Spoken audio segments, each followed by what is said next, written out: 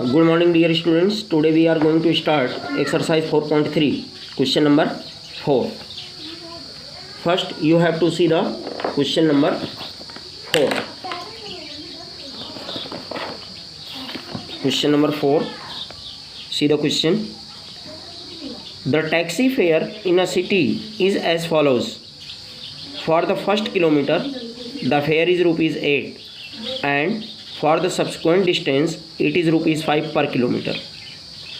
Taking the distance covered as x kilometer and the total fare as rupees y, write a linear equation for this information and draw its graph. यानी first you have to form the equation then you have to draw its graph. तो the taxi fare in a city as follows. For the first kilometre the fare is rupees 8 और total distance कितनी है? Total distance x है. तो अगर मान लो 1 kilometre के लिए फेयर 8 हो गया तो रिमेनिंग डिस्टेंस कितनी बची? x - 1 बच गई. और फॉर द का सब्सिक्वेंट डिस्टेंस रुपीज़ 5 पर किलोमीटर है तो रिमेनिंग डिस्टेंस x - 1 है. तो इसके अकॉर्डिंग फेयर क्या होगा? x - 1 इंटू 5 होगा. और बाद में टोटल फेयर क्या होगा? Rupees 8 plus 5 in bracket x - 1 दोनों को प्लस करके और इक्वल टू क्या होगा? y, जो कि गिवन है इसमें. तो see the solution of this question. Total distance equal to x kilometre given है. Total fare equal to rupees y, it is also given और here given. Fare for first kilometre equal to rupees 8, यानी पहला kilometre जो हम चलते हैं उसका fair कितना है? रुपीज़ 8. रिमेनिंग डिस्टेंस कितनी बची? अगर 1 किलोमीटर हम चल गए और उसका फेयर हमने पे कर दिया तो x - 1 डिस्टेंस बची है इतना किलोमीटर. तो फेयर फॉर रिमेनिंग डिस्टेंस कितना आएगा? क्योंकि रिमेनिंग डिस्टेंस का पर किलोमीटर के हिसाब से 5 रुपीज़ फेयर है तो 5 इंटू x - 1 हो गया. और टोटल फेयर हमारा हो जाएगा 8 + 5 इन ब्रैकेट x - 1. और according to question 8 + 5 in bracket x - 1 equal to y. Total fare y given है. इसका मतलब this value is equal to y. Implies that 8 + 5x - 5 equal to y. Implies that 5x + 8 - 5 that is 3 equal to y.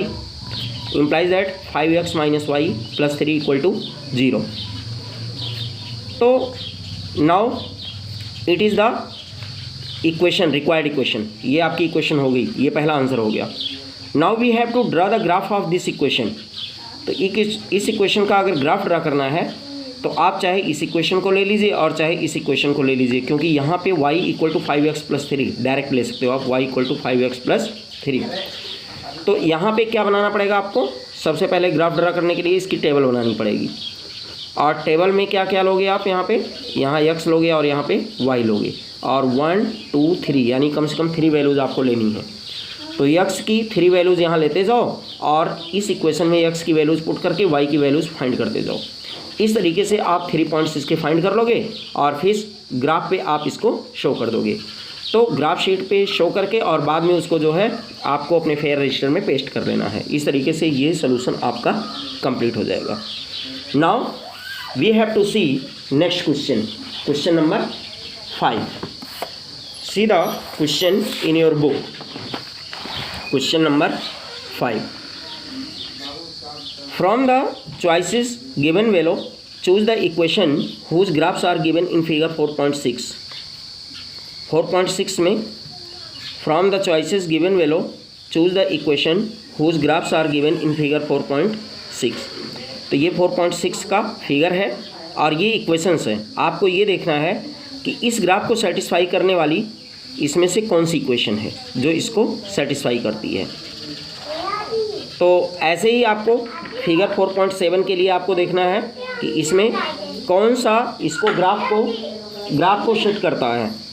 तो यानी इस graph को show करने वाली कौन सी इक्वेशन है ये आपको देखना है. तो यहाँ पे देखिए ग्राफ के ऊपर देयर आर 3 पॉइंट्स. एक ये है -1 1 और दूसरा यहाँ पे आपका 0 0 हो गया. तीसरा पॉइंट है 1 -1. इन तीनों को जो इक्वेशन यहाँ सेटिस्फाई करेगी उसी इक्वेशन का ये ग्राफ माना जाएगा. तो see the solution of this question.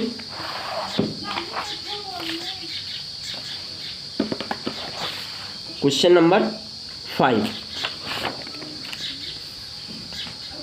For figure 4.6. The points lie on the graph 4.6 are -1 1 0 0 1 -1. अभी मैंने आपको शो किया, यहाँ पे देखिए, ये अभी मैंने बताया आपको -1 1 0 0 और यहाँ पे 1 -1. तो इस तरीके से ये 3 पॉइंट्स हो गए जो कि ग्राफ पर हैं. तो जो गिवन इक्वेशंस हैं, ये चारों गिवन इक्वेशंस 1 2 3 4, इनमें से हमें वो तीनों वैल्यूज इनमें पुट करनी है, इसमें भी इसमें भी इसमें भी और इसमें भी. और हमें देखना है कि इसमें left hand side equal to right hand side आता है जो सेटिस्फाई होता है. तो see the solution. First equation given है y इक्वल टू एक्स. अब यहाँ पे क्योंकि पहला पॉइंट है -1 1, यानी x equal to -1 y equal to 1, तो पुट करो यहाँ पे y equal to 1 x equal to -1. तो क्या 1 इक्वल टू -1 होता है? नहीं होता है. Which is wrong. तो hence it is not the equation of graph 4.6. इसका मतलब ये उसकी इक्वेशन नहीं है. अब हम दूसरा पॉइंट लेते हैं. सेकंड पार्ट है x plus y equal to 0, ये दूसरी इक्वेशन है. तो यहाँ पे क्या होगा? -1 1, तो यहाँ हमने -1 रख दिया और यहाँ पे 1 रख दिया, तो -1 + 1 इक्वल टू 0 होता है. तो 0 इक्वल टू 0 हो गया, यानी left hand side equal to right hand side, which is correct. ठीक है. तो अब यहाँ पे रॉन्ग हो गया और यहाँ पे करेक्ट आ रहा है सेकंड में. अगर सेकंड में ये करेक्ट आ गया तो दूसरे पॉइंट के लिए चेक करो. दूसरा पॉइंट क्या है इसमें? 0 0. तो 0 0 रखो. तो यहाँ x plus y equal to 0 है, तो 0 + 0 इक्वल टू 0 और 0 equal to 0, which is correct. अब हम तीसरे पॉइंट के लिए देखेंगे. तीसरा पॉइंट इसमें क्या है? 1 -1. इसको पुट करके देखिए x plus y equal to 0 में. तो यहाँ आ जाएगा 1 + -1 इक्वल टू 0. तो यहाँ आ गया 0 equal to 0, which is correct. क्योंकि 1 -1 0 आ जाता है, तो 0 equal to 0, which is correct. यानी तीनों ही पॉइंट इस इक्वेशन को सेटिस्फाई करते हैं. Hence x plus y equal to 0 is the equation of the graph 4.6. Similarly you can check for figure 4.7 in your fair register. So now you can complete question number 4 and 5 in your fair register. Thank you and have a nice day.